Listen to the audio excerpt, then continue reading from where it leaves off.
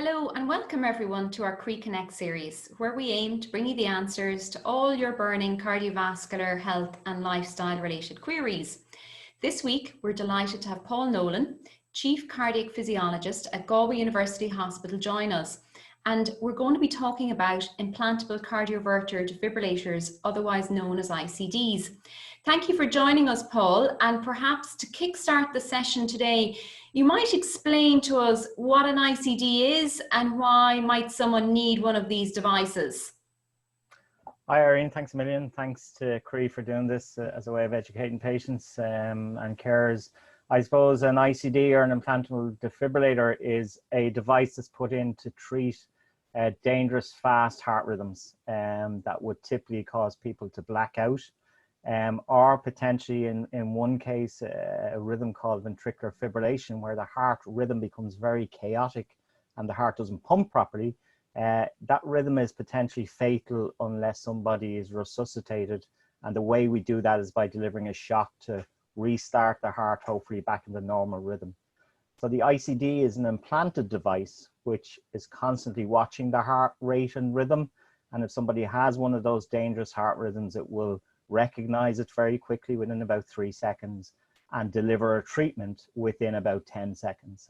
So we sometimes say to patients it's a bit like having an ambulance in your pocket in some respects, but certainly something for your heart rhythm. Why might patients get it? There's two types of patients. There are patients who have already had one of these dangerous heart rhythms, or they're people who have a condition that makes them at higher risk than somebody else. So somebody who's had an abnormal heart rhythm, they might have heard of the term cardiac arrest, where the heart rhythm becomes very chaotic and they will have been successfully resuscitated, sometimes out in the community. And I know Croí do a lot of work around life support and use of automatic external defibrillators. So those patients, when they survive, will potentially get an implantable defibrillator. And then other patients are at risk. And the biggest group are patients with poor pumping function, patients with heart failure, whether you like that term or not. But people with poor pumping function, we know that they're at risk of these dangerous heart rhythms. And then some other inherited conditions like hypertrophic cardiomyopathy, long QT syndrome, which are all sort of, hypertrophic cardiomyopathy is a structural problem. Long QT is a purely electrical problem. And then there's some other inherited conditions as well. Thanks, Paul. So it really is a life-saving device. And of course, there are other implantable devices. And I know sometimes people can sometimes confuse these. And how do they differ? So I'm talking about things like pacemakers, for example. Yeah, so I suppose there's three types of device we put in, and I suppose this is one of them. So this is a very, very small device, an implantable loop recorder. That simply records heart rate and rhythm for us. So typically we put those in for patients with who might have blackouts and we don't know why they've had a blackout, or sometimes people if they've had a stroke, to see if they have a rhythm that might need a blood thinner applied. So that's one type of device. A pacemaker is very common. So pacemaker is a small device, typically goes in the left shoulder area. There'll be a lead attached to it, so a bit like that. And that is there to make sure the heart rhythm never goes too slow. All right. And then the implantable defibrillator is a far bigger device, goes again in the same area. Again, we'll have a lead, 1, 2, or maybe 3 leads down into the heart, but that's there to treat very dangerous, fast heart rhythms. It can also make sure that the heart doesn't go too slow as well. So an ICD also has the ability to pace as well, whereas the pacemaker only make sure the heart rate doesn't go too slow.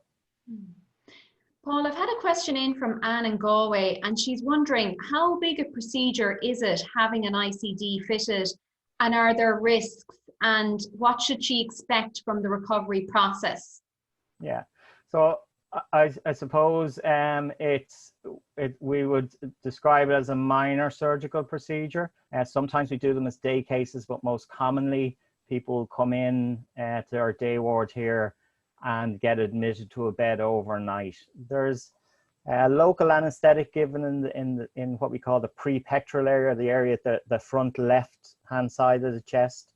That sort of numbs the area. We'll make a small incision here, then we get access to a vein, and into that vein, we pass the lead down into the heart chambers. And then once that's in and we've tested the lead, then we connect up the device to the lead. We put it into an area between the skin and the muscle or underneath the muscle itself. And it's generally, it's not done under general anesthetic. It's done under local anesthetic. And most patients do very well. There are obviously potentially complications, and that will be something that will be gone through prior to the procedure. But in general terms, you know, there's a small chance that the lung there might be a problem with the lung where the air gets between the lung and the lining of the lung. And that happens to less than 1 in 100 people. You can get a device infection, and that's something to be very conscious of. Any redness around the site after you implant, again, about 1 in 100 people get that. You can have some significant bleeding around the site, again, about a 1 in 100. And some people have what we call a hematoma, but it's fairly significant bruising, like a very bad bruise around the site. And about 3 to 4 people in 100 would experience that. The other potential complication that can happen early after the procedure is the lead that we put in might move. And that happens about 7 people in 100. And that would require the lead to be repositioned in another procedure, okay? In terms of recovery, we say to patients, you know, the wound is obviously important. There's going to be a wound up here. They'll be educated around wound care, but typically not to have a shower, keep the area dry and dressed for 5 to 7 days after the procedure. For the first 2 weeks, we sort of say to people not to stretch their left arm above the head too much, because that can maybe lead to the lead moving. And for the first 8 weeks, not to do anything too heavy with the left arm, no dragging or digging heavy things in the garden, swimming or golf or anything like that, until they come back for their first 8-week check, and we'll make sure things are good. And most people can manage with it. You know, if they have any discomfort afterwards, typically, you know, some normal over-the-counter pain relief will cope with that. That's very reassuring, Paul, to hear that. And when it comes to the type of device, as a patient, do they have a choice in the decision around that? We have, so being honest, there's 3 companies that we would use. They all operate in much the same way. There might be slight patient preferences in terms of shape. One company, maybe the device lasts slightly longer. You know, sometimes we've had people that work for a particular company and will want their company's device put in, that type of thing. But most of the time, the patients don't express a real preference. But if patients have a particular preference that they've read up, certainly it's something that we can discuss with them prior to the procedure and try and facilitate that. Great, Paul. Now, we've had lots of questions in from people concerned about what happens when the device goes off, and the whole process of receiving a shock. And, you know, do people normally get a warning, and is it painful? So with regards to a shock, so we sort of said the device reacts very quickly to these rhythms.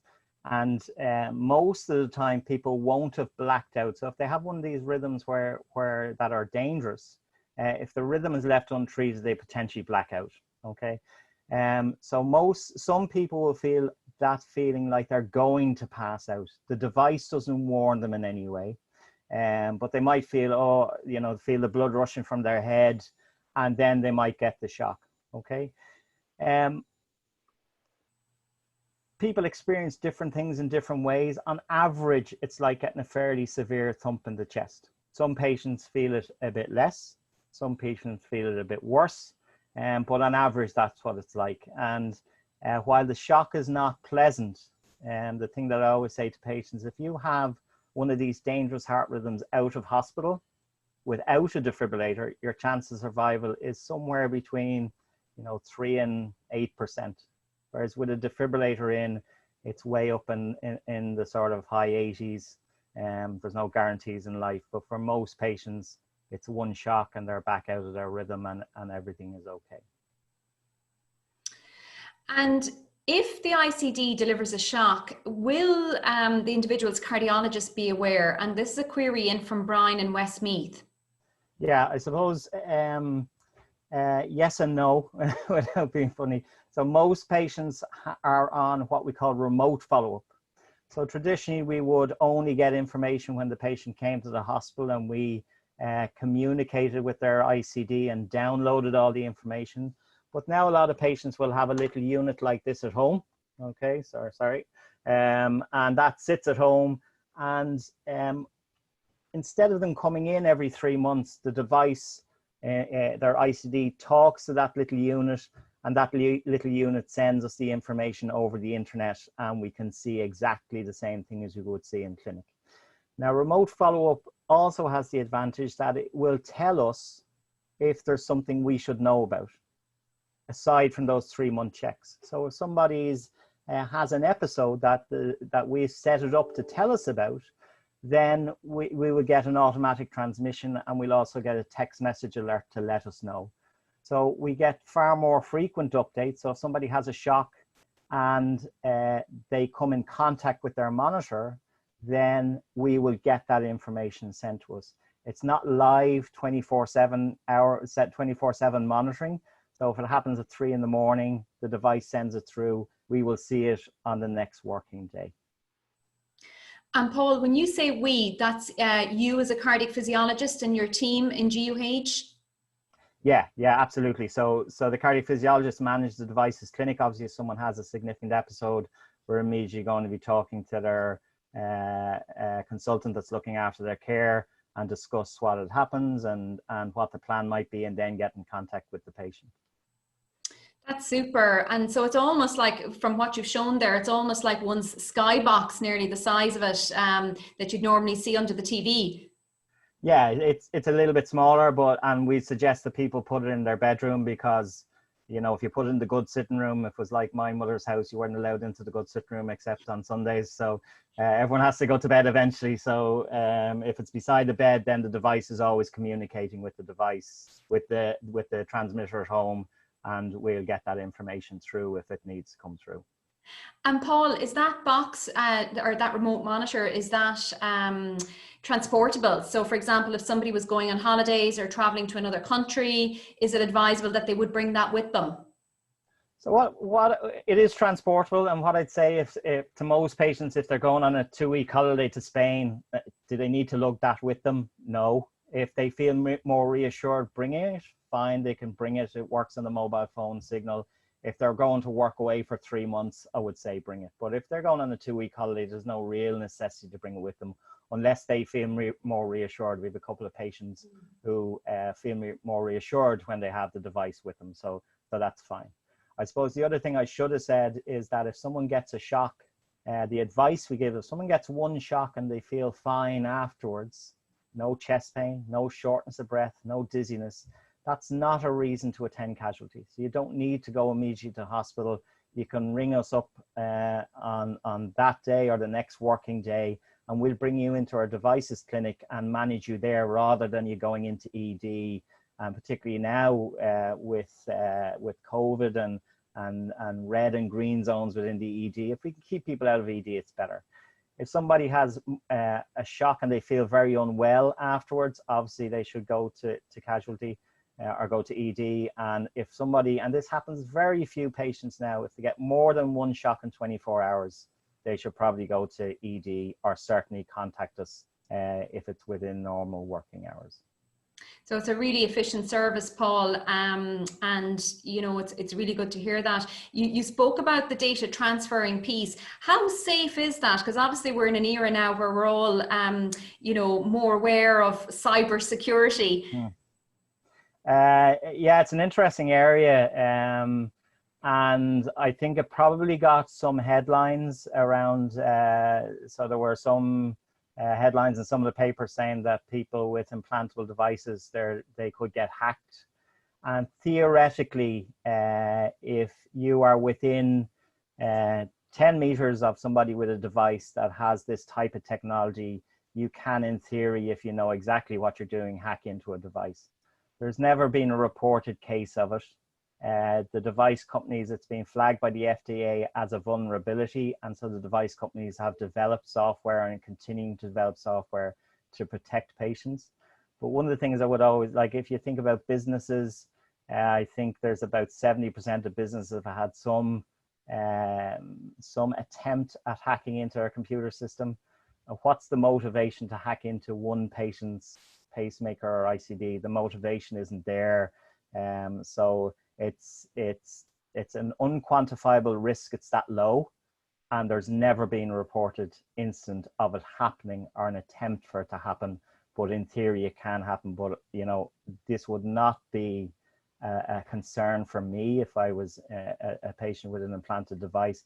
And certainly the benefits of remote technology far outweigh you know, the non-quantifiable risk of someone hacking into your device. Just to put it in context, for some of our patients, on average, our patients have saved €1,300 in motoring costs by the fact that you don't have to come into hospital for a 3-month check every 3 months. So it's saving them money as well as everything else. Sure. So really important, the monitoring equipment for both the patient and also ensuring a high quality service as well. When the device delivers a shock, can it affect someone else? And again, we've had a few queries around this. So Magella, who's a Croí volunteer, she's wondering, if I'm holding my partner's hand or sitting beside somebody, will they also get a shock? Yeah, that's an excellent question, because it's certainly something we have to be careful of with external defibrillation. We have to be clear of the patient to make sure we don't get any electricity passed to us as healthcare providers. But the implantable device delivers a far lower amount of energy because it's delivering it straight to the heart muscle. So you can absolutely be hugging somebody, be intimate with somebody, you know, be holding hands with somebody, sitting beside somebody. They may notice you jump like that, but they won't get any electricity go through them at all. So that it's absolutely safe.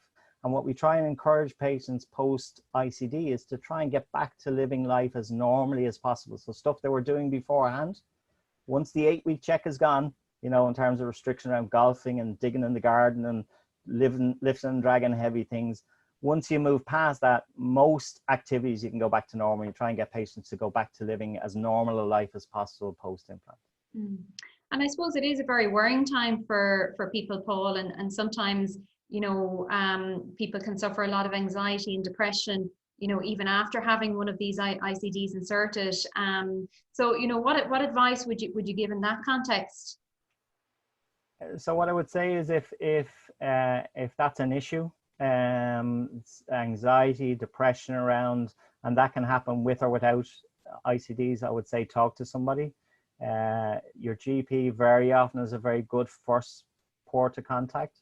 If you're talking to us in the device clinic and you're anxious about your device and you feel that you would like to be referred to somebody, then we have one contact that we could put you in contact with, being honest, and something we potentially would like to see developed over time. And other countries have patient support groups that that maybe we could look at developing, but certainly talk to either your GP, even someone in your family, and certainly don't be afraid to raise it with us in the devices clinic that you're worried about getting a shock or whatever. And sometimes we pick that up ourselves from patients when we're talking to them, or even some of the diagnostic information can sort of point us in that direction.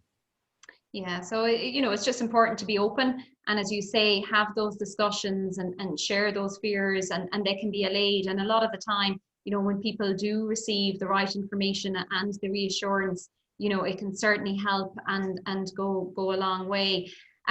When it comes to ICDs and heart attacks, I've had a query in from Sarah in Connemara, and she's wondering, does the ICD protect me from a heart attack, and will it lessen my need to take medications? So that's, I think that is probably one of the biggest areas of confusion for patients, the difference between a heart attack and what we call a cardiac arrest. In a heart attack, the coronary arteries, the blood vessels that supply the heart muscle, suddenly become blocked off with clot.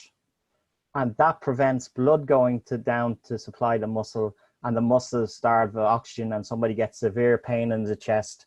And the best way to treat that is to get them into a cath lab as soon as possible and open them up with a stent. A cardiac arrest is where the heart rhythm goes into a dangerous, chaotic rhythm that can't make the heart pump. So they're two separate things. So one of the ways I sort of say is that the heart attack is a bit like a plumbing problem. The coronary arteries block off, okay? Whereas a cardiac arrest is a purely electrical problem. It's like blowing a fuse, a very serious fuse, but you blow the fuse. And the only way to get it back is to deliver that shock to the heart. So an ICD won't prevent a heart attack. It will prevent a cardiac arrest where the heart rhythm becomes very chaotic and dangerous, but it won't prevent a heart attack. People should continue on the same medications unless advised to change them. So sometimes we'll have patients on medications which help control heart rhythm. And when the ICD goes in, we might make changes to those medications or take them off a medication because we have the assurance that the implantable defibrillator is there. So one of the drugs we sometimes use is a drug called amiodarone. Sometimes we'll take people off that. But that should all be done in conjunction with either someone's general practitioner or one of the physicians in the hospital. Thanks, Paul. And, you know, certainly it's important and as you say, often there is a lot of confusion around this, and, you know, it's still important for people to try and lead a healthy lifestyle and manage other risk factors that they have for cardiovascular disease as well. In terms of the device itself, how long does it last, and do the batteries ever need to be changed? Yeah, so on average, we sort of say to patients that they last on average about 8 years. It depends on how many shocks are delivered. So some patients will get slightly less. A lot of patients actually get slightly more. So some patients can have like their device in for 10 years. The batteries do need to be changed, but when we change the battery, we change the whole thing. So essentially, we call it a box change. And essentially someone comes in, we reopen up here, we take out the old device and we put in a brand new device that has everything in it. And they're similar to cars. So a device from 10 years ago has, a new device will have, you know, slightly better features, more bells and whistles than a device that was put in 10 years ago and can give us more information, but essentially does the same job. And Paul, this is something that you guys look after. The patient doesn't need to be overly concerned about, oh, the battery's due to expire. This is something that is this something you can see through the remote monitoring? Yeah, absolutely. So the first thing I'm supposed to say about batteries is these are very specially designed batteries. So they're not like your Duracell battery where you have a radio in the shed, you turn it on Sunday and then you go out on Friday and it's not working anymore. These behave very, very predictably. The battery declines, you know, from the first sign that we have that there's some wear and tear on the battery. It will be over the course of about 18 months to 2 years to the point where we say, okay, now it's time to replace it. And the remote monitoring tells us that. But even without remote monitoring, it's over such a protracted period of time. Once people are having their checks done, we get plenty of warning about it. The other thing I suppose to mention is some devices make a noise, like a bee-baw, bee-baw, bee-baw noise. Some devices will vibrate under the skin, you know, so vibrate for 20 seconds, vibrate for 20 seconds. They do that when the device thinks there's either a problem with the battery or some of the lead measurements. It doesn't mean that there's anything seriously wrong necessarily, but certainly it's a reason to contact us if you hear that bee-baw, bee-baw, bee-baw noise from under your device, and it will do it every day until we see you, or it vibrates under the skin for 20 seconds twice in a row. Okay, I'd like to move on now, Paul, if that's okay. And you spoke a little bit earlier about the precautions that people need to take when they have an ICD inserted, and particularly in the weeks following the procedure. But we've had a couple of questions in, and all very different scenarios. So the first one is from a worried mom in County Clare, and her 16-year-old son has been advised to have an ICD because he's at risk of a life-threatening arrhythmia. I really want him to have it, but he's resistant because he plays rugby and hopes to go professional. That's a suppose a challenging question for everyone involved, but I think the important thing to bear in mind that the ICD is not the thing in general that restricts you. It's the underlying condition. And what I would say is that if a physician believes that someone's at high enough risk, particularly at a young age, to have a device put in, then that advice should be taken on board and given serious weight.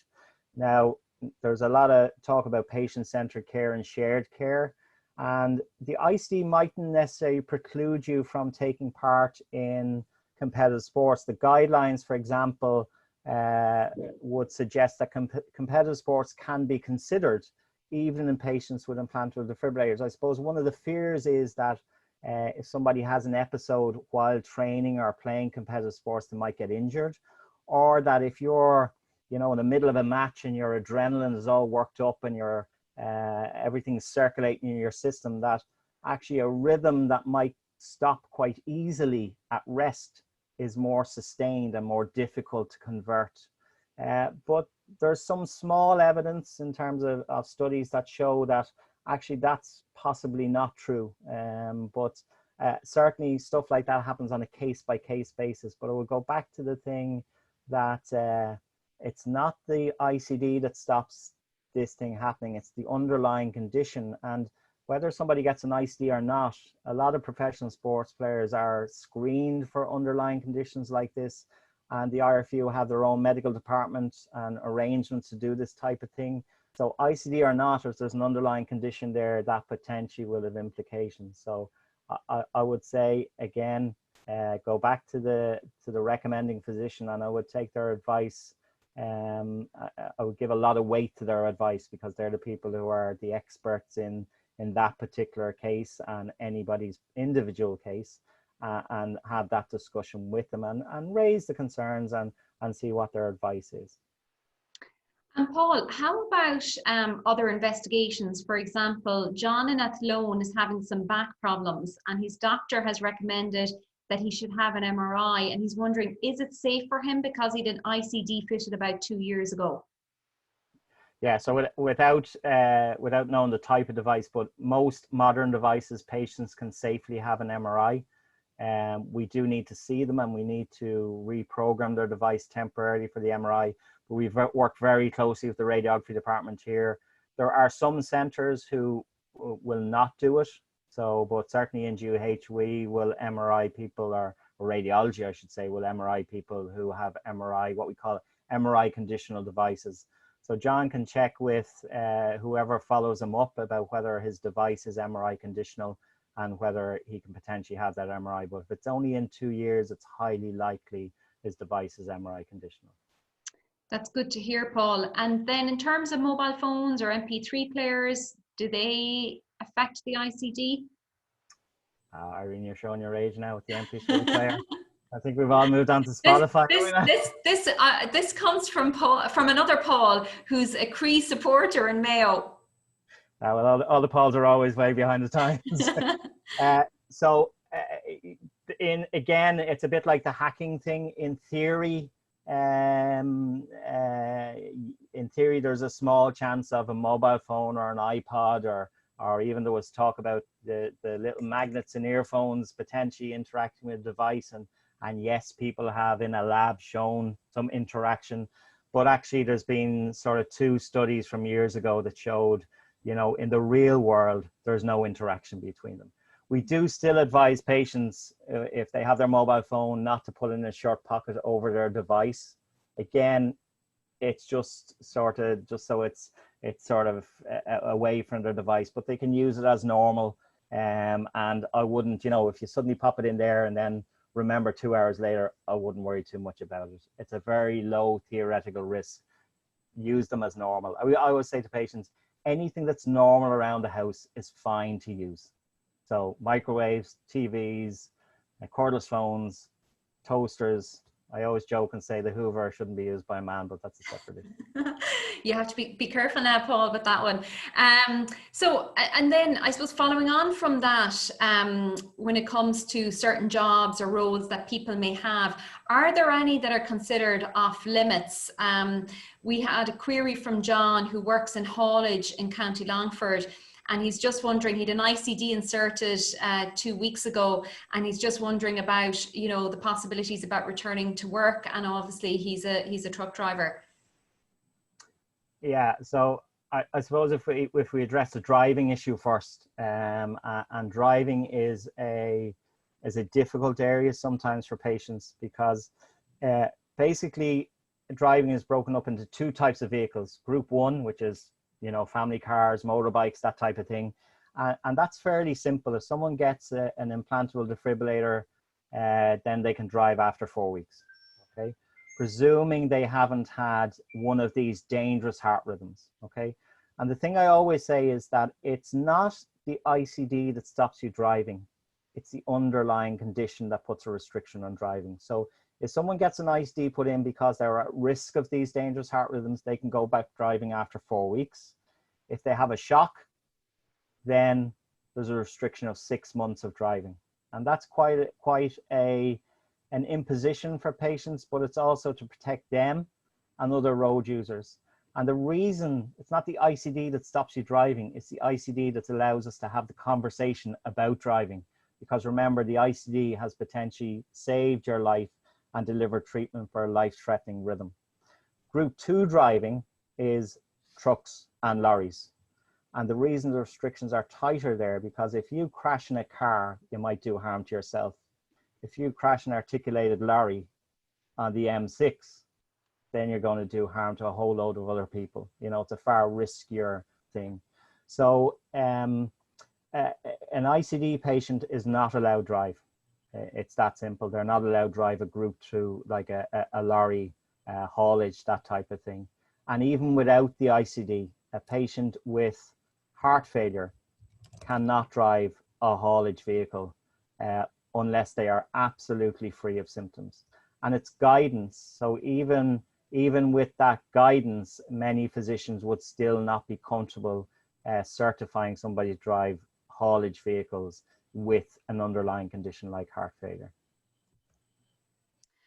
And Paul, other professions then that, you know, are there any other professions where, you know, they need to be wary of in terms of if they have had an ICD implanted?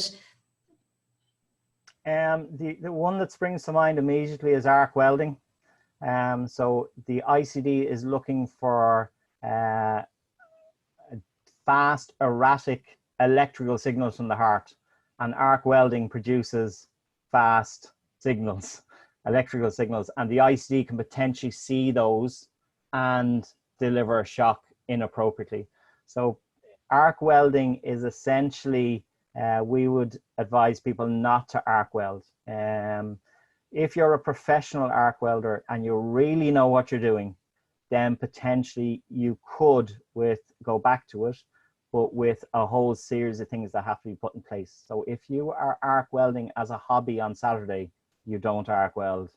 If your only job is arc welding, then potentially you could go back to it, but there would be a significant number of restrictions and precautions that you'd have to take, and we can advise you on that, but that would be only really for professional arc welders and nobody else. Other jobs, you can have funny people working in funny environments and stuff like that, and we can advise on that, but most workplaces are safe, and there's not a huge issue around that. Sure. And Paul, we're now moving towards the end of the session today, and I suppose one of the things that I did want to talk about and bring up is really about the conversation about turning off the device. And I suppose, you know, maybe it's something that people don't think about initially when they're talking to their cardiologist about an ICD and you know, planning around the procedure and so on and so forth. But it is something that does need to be talked about. And I suppose I'm just wondering, you know, who should initiate this discussion, and you know, and who's involved in this process? Yeah, it's a hugely important part of the continuum of care for patients. They say there's only two sure things in life. One is taxes and one is death. We're all going to die at some point, and And I suppose one of the downsides of ICDs and the education we give around ICDs is we keep telling people how great they are. And they are great. And it's great that if you have this dangerous heart rhythm out in Clifton, that your device will recognize and put you back into your normal rhythm within 13 seconds with a, thump in the chest. All right. But, if you have terminal cancer, if you're end stage renal disease, and you're on a palliative care pathway, you don't want to get a load of shocks from a device. And that's what we want to avoid. So there's a huge value in a peaceful death. And so in that setting, we would deactivate the device following a discussion with the patient and their family and that they've consented to it.